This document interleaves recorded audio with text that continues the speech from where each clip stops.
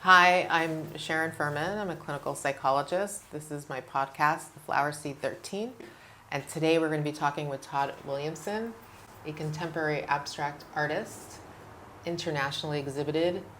Todd, can you tell us a little bit about yourself, your art, how you got here?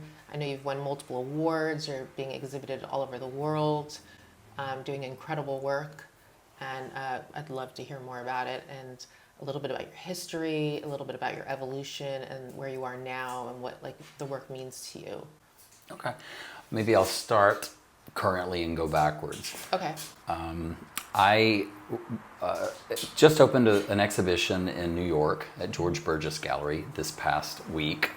So that's my first solo show in New York since 2021. And it was a great week. We opened the day Freeze opened and the day TFAF opened. So it was packed with people. Wow. So we had a really great crowd and the weather was great. And then the same day I am part of a group exhibition in Sorrento, Italy that's part of the Sorrento Foundation and SciArt Gallery. And it's with a group of 19 artists from around the world. And there's some really amazing artists that are all part of it. So I'm really, really proud of both of those things. Incredible. I grew up in the South. I'm from a very small town in North Alabama of about 500 people. Wow. And the 500 people lived within a 10-mile radius of where I lived. I mean, it was so small. And I went to college in Nashville. Went to Belmont University and then moved out here as soon as I finished. And I always took art classes, but I did not major in art. I actually majored in music. Oh. So a lot of my work has always reflected music. So the original old works I was showing you earlier with the lines, Yes. I would collaborate with a composer and he would put music with the art. Wow. And he has synesthesia, so he sees colors when he hears sounds or noises. And the way we worked, we did the Venice Biennale together. I was one of 20 official programs in the 2019 Venice Biennale right before COVID. And he composed a 3-movement, beautiful piece of music for the exhibition. That sounds incredible. Yeah, it was an incredible experience. That's beautiful. The most stressful thing I've ever done in my life. Really? But, why was it so stressful? Well, I applied. I had met the curator that worked with the Venice Biennale years before. And then she reached out to me and she wanted me to, this was in 2018, wanted me to do Manifesta. And I didn't want to do Manifesta because it was in Sicily and it was a very short time period and I just didn't want to. So she came back later and she said, you know, I think you could do the Venice Biennale, but you have to do all these things to make it happen. So I'm like, okay. So we applied. And I didn't get the official letter from the Biennale committee that I had been selected until January 1st. And everything has to be complete between January and April 15th when everything shipped to Italy. Okay. So in that time frame, and they're very specific, you have to have a foundation that supports you, you have to have a curator, you have to have all these different things. So I went about putting that together. And I was very lucky. The Pollock Krasner Foundation came in and supported me. Nice. They also, as part of this exhibition, gave me the prize for creativity. Great, that's awesome. Yeah, it was a very important award. And I was only the 3rd person to ever get it. Wow. So, yeah, right before me was Amy Sherald, who painted Michelle Obama's photo. Wow. So, and she's doing phenomenally well right now. But it was a very hard exhibition because I pretty much did everything myself. I didn't have gallery support. I had the foundational support, and then also the Max Center for Art and Architecture. The director of the center was my curator, and she was amazing to work with. But, you know, I had this chapel. It was Vivaldi's chapel, so the music went beautiful in there, and it was 150-foot long, very narrow, 20-foot wide space. So the show was called Processional because everyone would come through the front and go out the back. And at the back, there were 3 other pavilions. There was this, the Andorran Pavilion, the Zimbabwe Pavilion, and something else. So, you know, the whole Biennale kind of went. This is in Venice? Just off St. Mark's Square. I was in Santa Maria della Pietà, the church. But anyway, I had My father passed away in January of that year. Oh. I had a big patron who was supporting it and helping to raise money, Blake Byrne. Blake was on the board of directors for the Museum of Contemporary Art here. Mm-hmm. And he had put together a fundraiser Sunday, I think this was like mid-March, mm-hmm. to introduce the board. We had 50 board members coming, all of this, at his house. It was really going to be a great event. And he passed away the night before. So, in fact, I actually found him. And you found him? An hour before, like the valet parkers were arriving and the waiters, and so we're telling everyone they have to leave, and then we had to call everyone that was invited, and they wanted to know why, but we didn't want to tell them why because the family doesn't know yet. Oh my God. It was crazy. That is crazy. And this was 3 weeks before before I went to Venice, and that was a big chunk of the hopefully support we got for the exhibition, because it's a very expensive thing to do. And so that just, but we went on and did it, and it was a great experience despite the stress. Wow, that sounds stressful, but amazing. And you're you have a lot of perseverance. Well, it was interesting because you get a letter, you get very serious letters from the Biennale committee. Mm-hmm. Like you're in a historic church, mm-hmm. and you are not allowed to put holes in the wall whatsoever. Okay. You cannot damage anything, even though the plaster is crumbling. Uh-huh. They've gone through and they have photographed every single inch of the space, and if you damage anything, it's at that time was a 20,000 euro fine. Ooh. And after I hung the exhibition, which wasn't as bad as I thought it would be, because there's a billion holes in the plaster anyway, so I just find the holes and move my things around, and it was fine. But they send an architect, the city architect comes through and looks at what you've done to make sure you haven't damaged anything. So they're very serious. Very serious, of course. These historical places. It was such an amazing exhibition. I stayed 2 months in Venice, nice. And because we had the music, my composer taught at the University of North Carolina School of the Arts. Mm-hmm. So he had put together, the university supported us, and they paid to have everything recorded at their studio on campus. Mm-hmm. And we had a mix of students and faculty doing the recording. And then once we got it to Venice, we looped it in a sound system. Mm-hmm. And Orb Audio had given me a sound system. So we looped it through their sound system. The sound was amazing. And then I was given, Decibel Pianos gave us a baby grand piano, an electric baby grand for the space as well.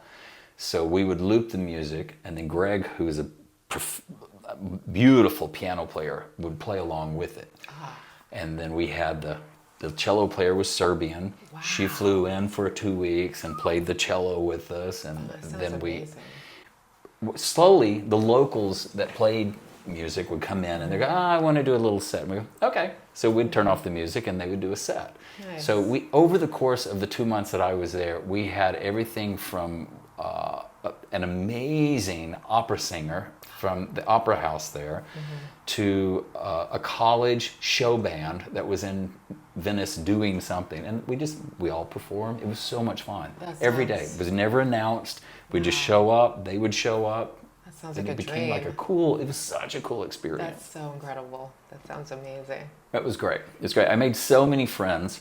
First day I was there, I met this older couple. I went to a party for the Biennale, and it was in one of the hotels. Mm-hmm. And as we left, there was an older couple, mid-80s, and she was dressed amazing. And me being me, I'm like, wow, you look amazing. Uh-huh. I hope you're having a good time. And she stopped me, she took my arm, she goes, we're going to be friends. Oh. And she and her husband had been going to Venice for 40 years. Uh-huh. They stayed at the same hotel, in the same room, and the hotel would keep their trunks of clothing in the hotel. Goodness. And they would come every year and stay all of April and May in Venice. I can't blame them. And we've stayed friends. And she's now 89 years old. Wow. And he passed away this past summer, but she texts me every day. Every day? Seriously? So it's been. And she lives in Venice? Oh, she's in Venice half the year. Well, she's from Long Island. Oh, okay. Like they had a place in Long Island and a place in, I want to say Vermont, but I'm not sure. And up until 6 months ago, she was driving from Long Island to Vermont herself. And then after her husband passed away, the family took her, and now she lives in Washington State, and But she loves really it. wanted to be friends with you. Oh, we're very good friends. That's amazing. But I love that stuff, you know. Yeah, And that's the yeah. thing about what I do is I get to meet incredible people. You know, I get these opportunities. I've met a few years ago. I was asked to go to a birthday dinner for the Queen Mother of Malaysia, and I didn't know what it was. I thought it'd be a huge party and blah blah blah. And when I arrived, there were 30 people there for a sit-down dinner, and I sat with her son, the Crown Prince, and like we've become friends. So we text back and forth. I went to Asia in November, and I texted him, and I'm like, "Tell me what to do." He sent me a list of stuff, and I'm like, "That's pretty cool." Really nice. Sorry, that was just No, a it's okay. deluge of information. No, it's good. It's good. It's like you're connecting with all these amazing people. Like your art is bringing you to, or people are being brought to your art, or the other way around, you know? Oh, I certainly hope so. I mean, you know, painting for me is an outlet for, it's my way of controlling the world around me. What do you mean? Tell me more about that. Well, the world is so chaotic right now, and my work is very calm. It's always calm, and that's the thing that I strive for the most, is to find a calming element to the way I paint. Like the movements within my pieces, even though this one I'm still working on, it's not finished. Right. And there's fuzz on it. You know, I look for something that has a calming effect on me, and I like to produce a light from inside the canvas and not something that has to be projected onto it. So I hope that people react to that and they want to spend time with the canvas. I love the idea when people actually look at stuff, because every time you look at a canvas for more than, you know, a second or two, you find something else. You'll find something that your brain, as you know, your brain searches for images. And since I do abstract, there are images in there, but your brain's going to see different things than mine. And, you know, there are even studies now that suggest that abstract art makes your brain work a little harder because you're searching for it. So as we age, it's a good thing to spend some time with abstract. So it's calm and meditative for you. Oh yeah. Yeah. Yeah. And I there are days when I am agitated and I can come in here and paint and it calms my nerves a lot. Oh, that's amazing. That's such an important thing. What do you feel like makes your art calming? What is it about it? I think it's the light in my pieces. I mean, there's so many thin layers in my work, and now I'm working with a little different style, not different style, but a different technique, where I've always worked very hands-on. It's very process-oriented. But now what I'm doing is I'm thinning the paints a lot, where I get more pigment and less oil, so there's a lot less shine on the canvas. But then that also gives it the ability, because the paints are so thin, they should just stay on me. Because the paints are so thin, the color of the surface that I start on is what still will shine through a little bit at the end of the painting if I do everything right. And I think that there's a calming thing that exists with that, because I think that, you know, we want to see the depth, even if it's just a flat painting. You're creating some transparency where the Yeah. colors can come through. The Yeah. layers. Right. With like thinning the oil. Right. That makes a lot of sense. And I spend days and weeks. Some pieces take me months because they have to fully dry for me to, like the grid Takes a long pieces time. take me a long time. Right. And they're very physical. I work on a big stainless steel table that I stretch the canvases over typically, and I grind the paint in, I sand it off, I put it back on, I scrape it off, I paint it, I dry brush it, I do all kinds of things to it in order to get the softness of the surface, because there's also a fragility that I think exists in like some of these where the surface is kind of hazy and misty. So, because I think they allow the brain to see, I'm not trying to do a landscape. I don't want to do a landscape, but I think if you want to see a landscape, it allows your brain to see that, you know? And that there's a place that's softer for the viewer to land because of that. Right, you can project onto it. Right. What you will. Right, exactly. So, like, can you tell me a little bit, like, what brought you here? What brought you to... Well, have you always been an artist? Were you, as a child? Like, is this something just so natural to you? And so it just comes out of your soul? Like, do you have... Before you do a painting, the process is just completely natural? Like, is this a very intuitive, not, like, intellectual process? And is this, like, something that's always been with you?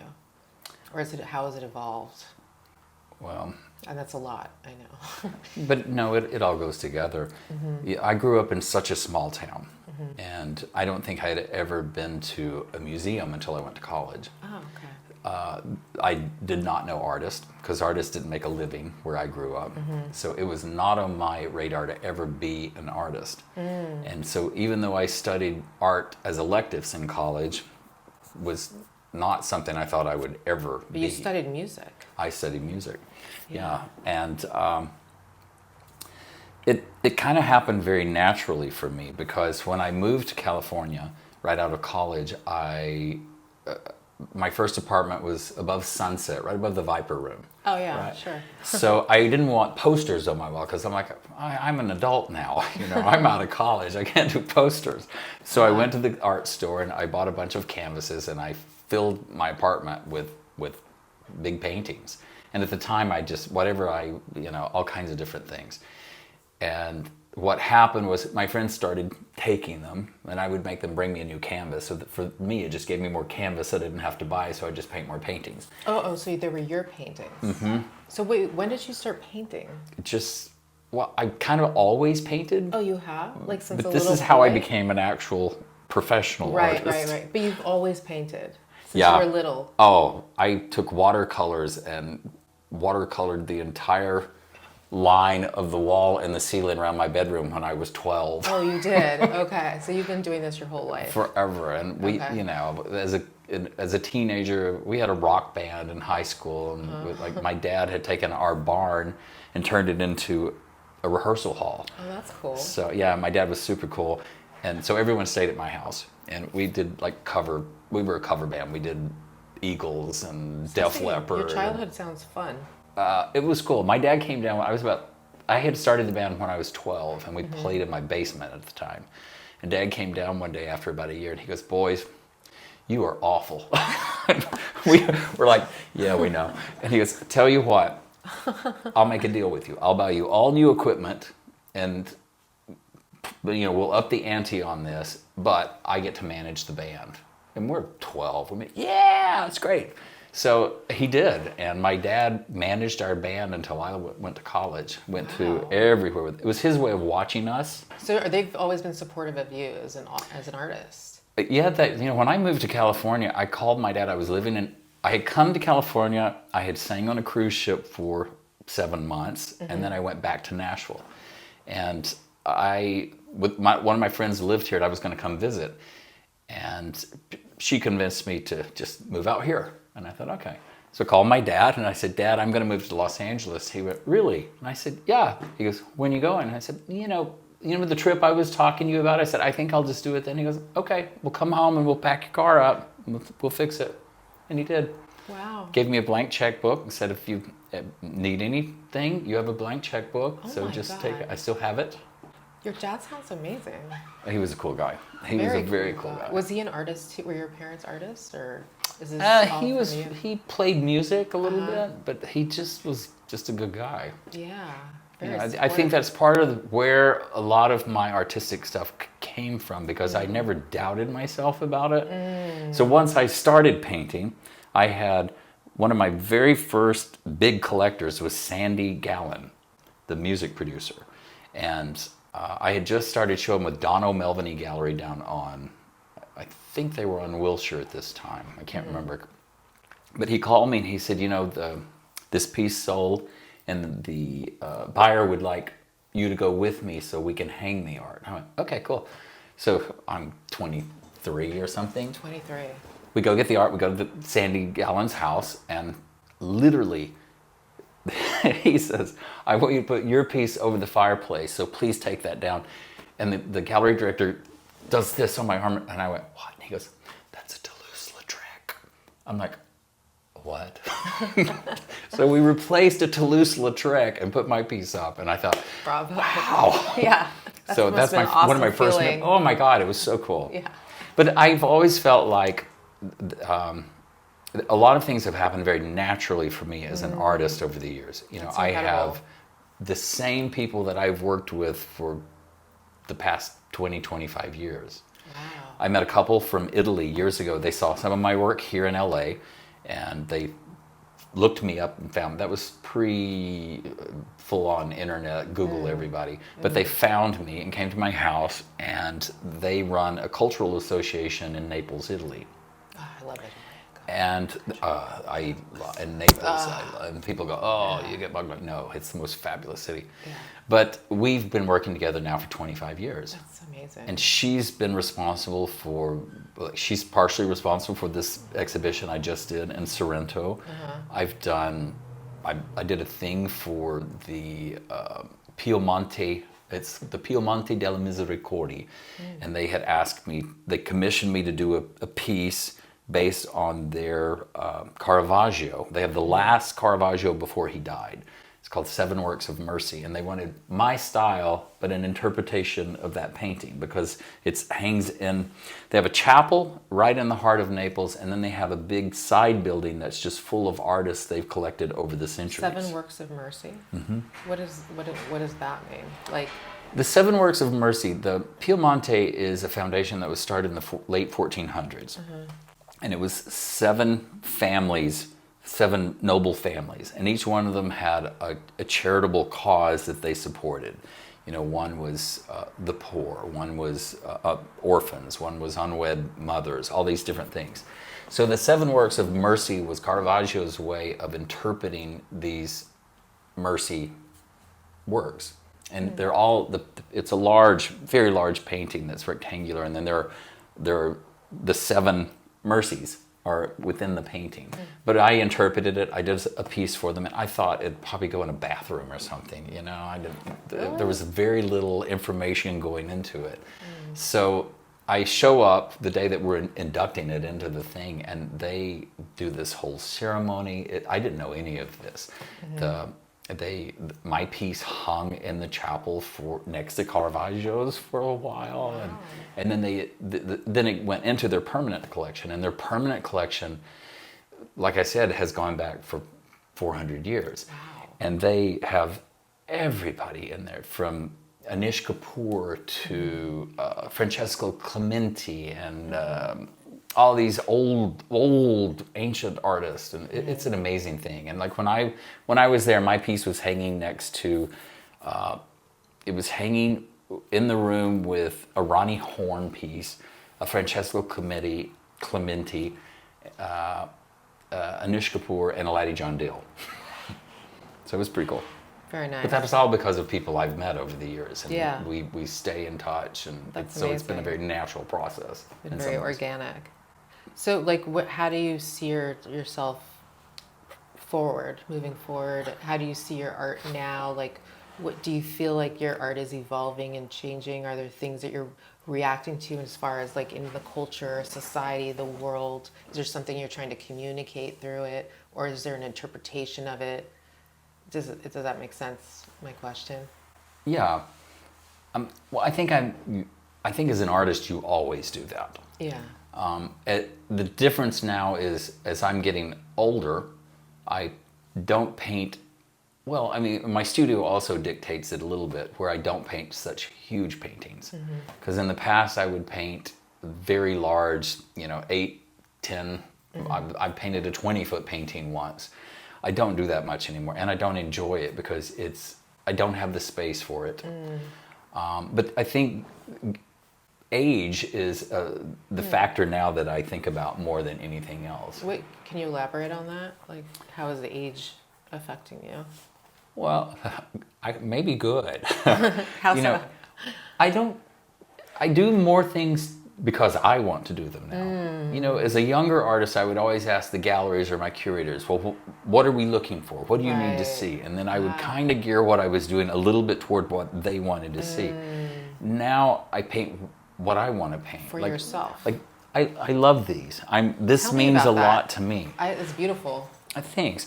This is a new work. It's been shown once already, and then it's going to go to Seoul. In South Korea. I just started showing with a gallery called Chang Gallery that's in New York and Seoul. But this piece and two others were chosen to go for. They're going to do an earlier group show, and then we're going to work out a solo exhibition later on. There's a haziness to it, but this is a little brighter than in some of my other stuff. Right. But it almost looks like a door. So it looks like you could step through it. I see the door, or I see it as a window too, like an opening in with the light. Well, and with this particular piece, the light is very strong, so it looks like the light is coming through that like door or that window. Right. And the blues are really pretty. But I really love what I do, and I'm better when I have an exhibition I'm preparing for, because if I don't, I tend to experiment with different weird things. You know, I've experimented with everything from creating textile works to sewing on the canvas, all this kind of stuff. Sewing on the canvas? And I think it's kind of cool. Yeah, that is kind of cool. I created my lines with this black jute thread, so the line... That sounds really cool, actually. It was a little interesting. Mixed media. I have one small one still left. Oh, I'd love to see And I'm actually doing my first sculpture. I've never done sculpture. Really? With what's material? I'm having a foundry make it because I'm not physically capable of doing it. So you're doing clay, and then you're like going to bronze it or cast Well, we're it? we're going to do a cast. Okay, cast it. And it's going to be out of Corten steel, and then it's a big piece. It's 15 feet tall. Wow. So I was asked to do a piece for the Olympics, actually. Are you serious? And it's going to go in West Hollywood, in the park. West Hollywood's doing a big thing called Pride House. And they're going to do like a pavilion, and then there's a small museum, and it's dedicated to all the different athletes over the past 100 years, and it's going to be a very big deal. Wow. So my piece is going to be at the entry to the park. So when you enter, you'll see it one way, and then when you leave, you'll see it the backside. And it's got all the symbolism. It's two elongated isosceles triangles, and so in the front they're very three-dimensional, and they come together to kind of like this, right? So there's a crease here, and in the center there's a neon rainbow lighting system that will run from the top to the bottom. That'll show through both in the front and the back, and then on the top there's a beacon light. So I'm slowly working it all out, but I have plenty of time because the Olympics aren't until June of 2028. So True. I'm very excited because I thought, well, if I learn to do this, then that just adds one more thing to my resume, and it gives me one more thing that I actually know how to do now. More in your reservoir. Yeah, and I enjoy that. And this will be, I don't have public art. I mean, I have public art, but it's more like paintings in office buildings and things like that. Oh, really? Okay. So I have one of the largest pieces I ever did. Equity Office Partners used to be a very big collector of mine, and they own. At the time, they were the largest office building real estate agency in the country, and they owned the Sun America building in Century City. So when they redid the building, they commissioned me to do a 20-foot painting. It's 10 feet tall and 20 feet wide for the lobby of the Sun America building. So it's still there. Still there? So The company was broken up and sold into parts, and I think Blackstone owns it now. But okay. Do you feel like now you're saying you're doing your art more for yourself rather than for your audience, right? Like as I think you get so. older, do you feel like your art is changing because of that? Yeah, I've always I'm very much based in the abstract expressionist of the 50s. I think it was one of the best time. It's definitely the best American art. So people read a lot of Rothko in my work, and Rothko is not my biggest inspiration. I like his work, but I think they read it in there because I do a lot of geometric patterns within the work. But there's a little bit of Frankenthaler, there's a little bit of Ad Reinhardt, there's a little bit of Clifford Still. So I used to try and fight that. And now what I think I'm doing is I'm accepting that is what I do naturally, and it's something I can do. You asked me earlier about inspiration.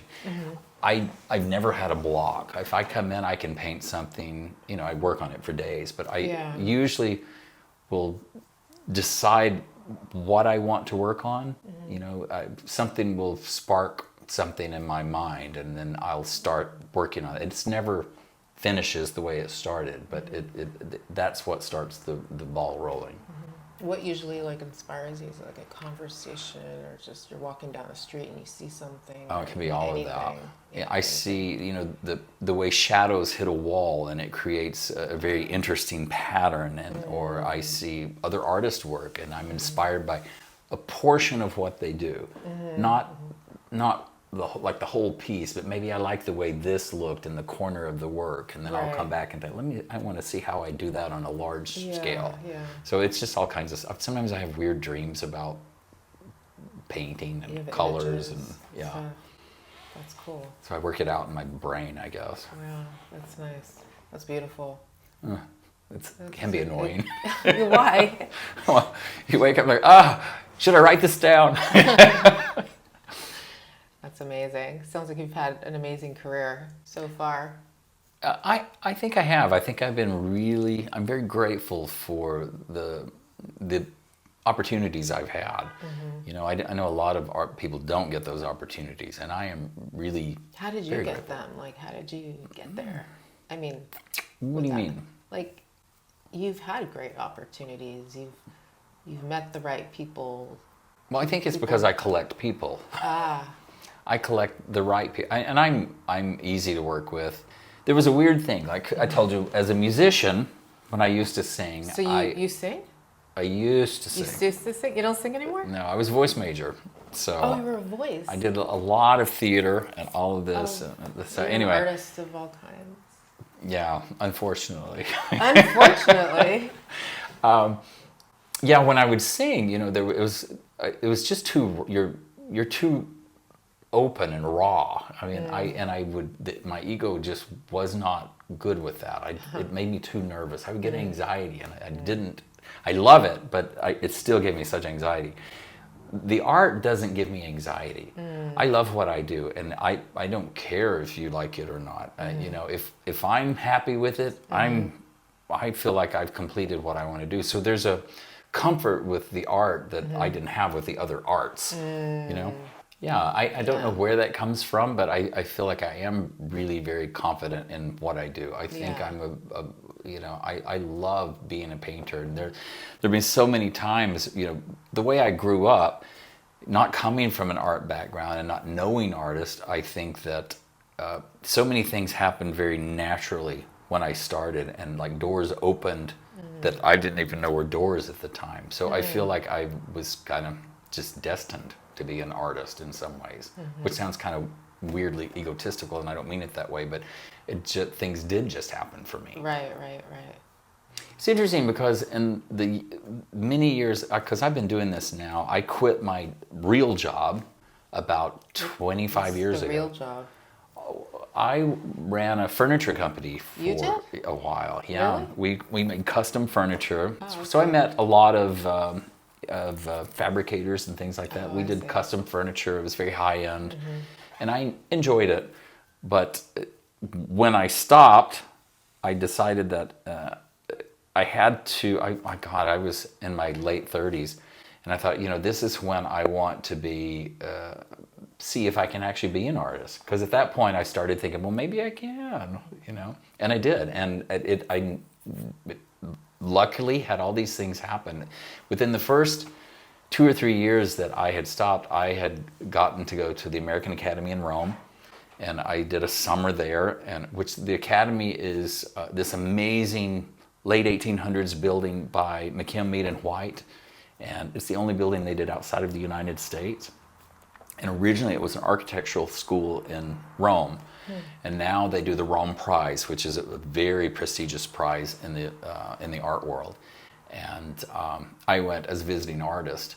But that happened, and then not long after that, I was invited to Louise Bourgeois' salon, and she was 94 at the time. It was in New York. She had a studio in Chelsea. Oh, okay. And she's such an important female, she's such an important artist in general. And at 94 years old, she would do these salons once a month, I believe it was, in her studio, and invite 7 or 8 people. And you would sit, and you brought your art or you brought your portfolio, and she would discuss it with you. And she was a little tiny woman, and they brought her into they made us stay outside until they brought her in, because she didn't want us to see her using her walker, right? Oh. Which was very cute. And they put her up on the sofa, and I mean, she's so little, her feet stick out like this. But we sat there for most of the day. Like, I don't remember exactly, but we were there 5 or 6 hours with her just discussing our art, and it was a remarkable experience.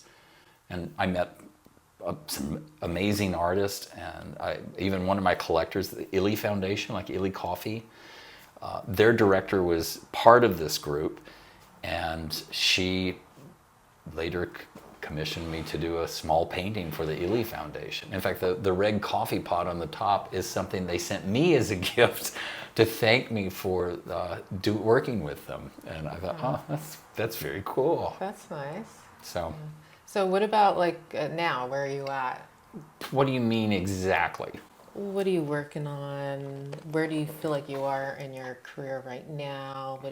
I'll just struggle. Everything's a struggle. What do you mean? Well, in the art world is very different because of the internet and the lack of galleries for mid-career artists. Mid-career artists get lost.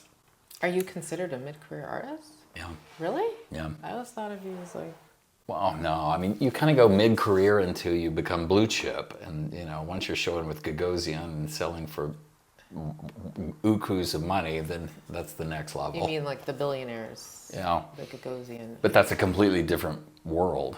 So I think that, for me, I was taught the art world the way it used to be, where the value of the art is based on what's on your resume, which is also part of it. So I put a lot of effort into showing my work all over the world. Yeah. And I've done over 200 exhibitions. Wow.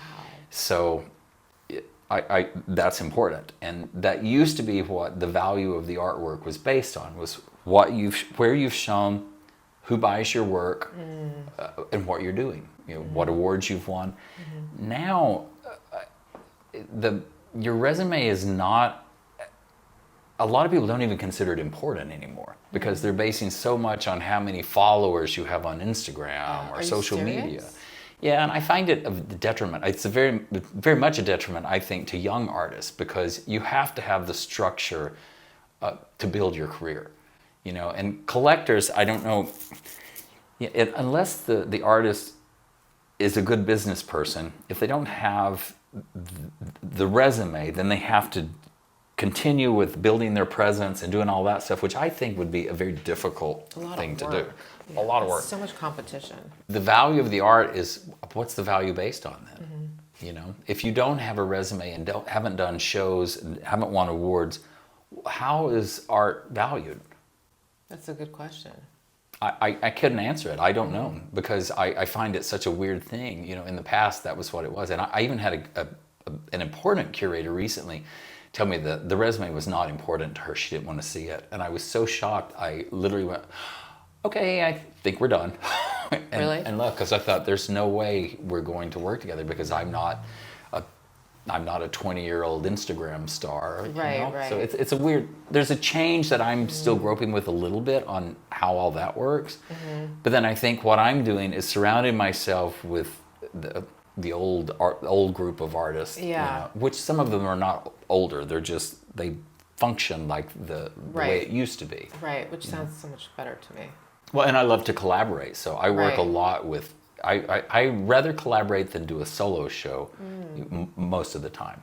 Okay. Because it's nice to it's nice to meet new people. It's also very nice to be able to understand the way another artist works and finds their own art. Like this conversation, discussing how you pull the art from your soul. Right, right. I went last night to Ruth Pastine's opening, and Ruth is an amazing artist.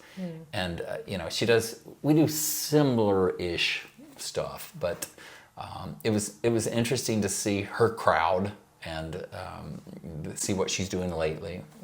But I do that a lot. Networking. Mm-hmm. Exactly. So are there any shows for us to look forward to come see your art?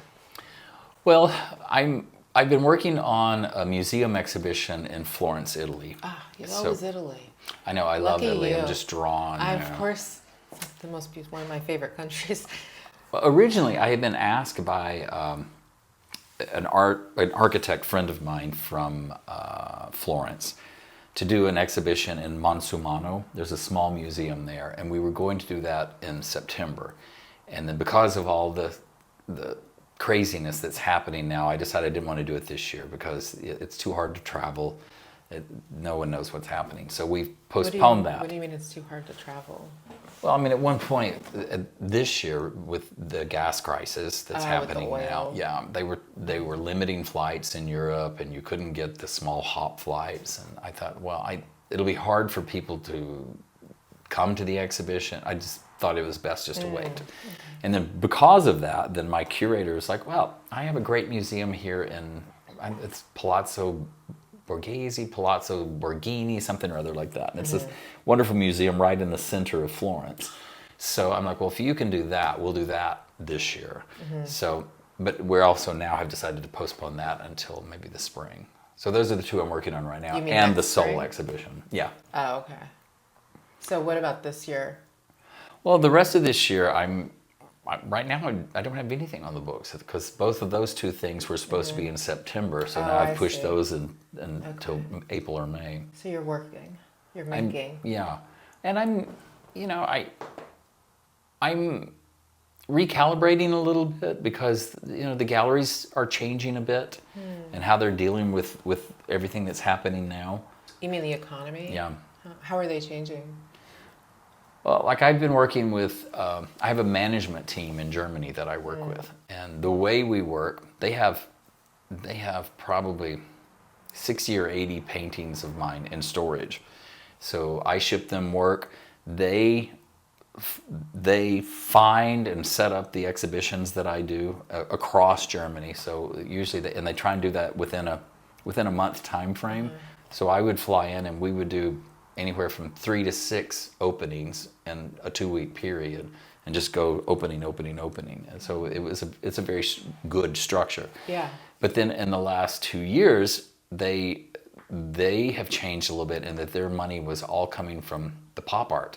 So they've been putting a lot more, because they work with, they work with Johnny Depp, and they work with this guy named James Francis Gill, who is still doing pop Marilyn Monroe paintings. So, but they sell a lot of them, and Interesting. so we're restructuring a little bit. But we have there's a place there called Cloister Benz or something like that, that we're working on an exhibition for either late 27 or early 2028, and they'll do that. And we've done a couple of museums in Germany. We did the Deggendorf City Museum, which is a big, beautiful building, and just a gorgeous exhibition. And then we've done like the Museo de la Sais. So they do all of that, but we're just restructuring. And I'm not going to Germany as much as I was either. So at one time I was going 2 or 3 times a year and do the exhibitions and coming back. And now, like last year, I did an exhibition in Frankfurt and I did an exhibition in Ulm, but I didn't go for either of them. So. But Italy, you go. Italy, I go. Yeah. I would go to Germany if we did an important exhibition and I felt like it would behoove me and them, To be there in person. Yeah. Yeah. So what are you working on right now? If I may ask. I'm just kind of researching where it goes from here and what I want to do. So you're in an exploratory Yeah. phase a little bit? Yeah. That's fun. What about, I really am like attracted to that black and white. Is that finished or is that? Well, okay, so those are both years ago. I mean, probably Uh-huh. 20 years ago. Those are I really like it. stainless steel based tables, or stainless steel framed paintings is what they actually are. And I worked on them, and they're so heavy, they're difficult to ship. Oh, I and like then it so I had some much. problems with like the big black one was a client of mine from Hawaii. And we did this painting, and they shipped it in a big crate, and the shipper left it sitting on the dock in the sun. So the paint got soft, and the strapping that held the piece in damaged the piece. So they shipped it back to me, and the collector and I decided that instead of me doing this on metal for him again, I would paint him a new piece. Oh, I like. And so I kept it. I like how it became. What it became. Well, and now I use it to paint on. Oh, I just like it the way it is. But that's so interesting. Like I want it. Like I really want that painting. Like my eye goes to it. And like it's so cool. Like when those things happen, when they call them like happy accidents. Well, and Right. the funny thing is, I used both of these when I was creating the works for the Venice Biennale. So the lines in these, I love don't it. always do that, but the lines end up giving a structure to underneath the painting. Yes. So I have a couple of those that have, you can still see the lines through them. So these pieces created new works and new ideas. I really like the way it is. Me Oh. personally. Yeah. It's almost, to me, it's like perfect. Like all the accidents and the damage, like it made something incredible. Oh, I do love that. I think there's a Yeah. serendipitous thing that happens with art that if you're open to it. Well, congratulations and Oh, everything thanks. you've accomplished, and really incredible. I'm looking forward to seeing more of your art Thanks. and hopefully attending your show. I mean, I would love to go to Italy. If I can find any excuse, I would do it. I'm sure we'll probably do another show here in LA. Okay. Maybe early next You year. have a gallery here now? I work with Loisir down on Beverly. Oh, okay. So you have your shows there regularly? Yeah, they're a relatively new gallery, and Okay. I think they're going through their growing pains and trying to figure out how they're going to structure themselves going forward. But yeah. Okay. Very nice, Todd. Thanks. Congrats. Anything you want to share before we end today? No, I can't think of anything. No? Okay. Well, thank you so much for No. sharing all this and your art and all the incredible work you're doing, and Well, thank you. I look forward to Thank you for what's the good to come. questions. All right.